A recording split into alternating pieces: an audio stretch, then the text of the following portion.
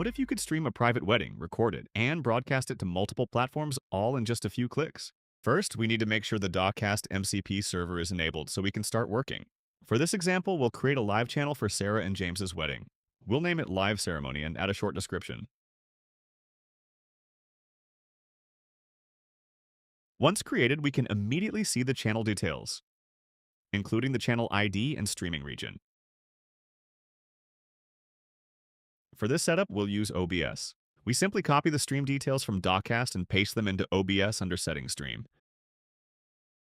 With that configured, we're ready to go live directly from OBS. Next, we'll enable DVR and live recording so the ceremony can be replayed later.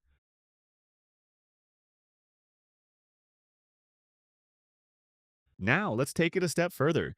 We also want to broadcast the ceremony on Twitch, so we'll add a Simulcast destination using the RTMP URL and stream key. Once added, we can confirm that the Simulcast is active and view all associated RTMP details. To make access easy for guests, we'll create a playlist called Sarah and James Wedding. We'll also secure it with a password to keep it private. Now that the playlist is ready, we simply add our live channel to it.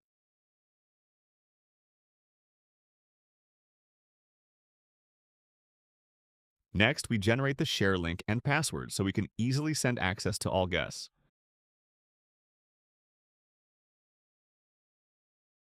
We can also customize the experience further, and for example, by uploading a thumbnail or splash screen directly through the MCP server using Claude.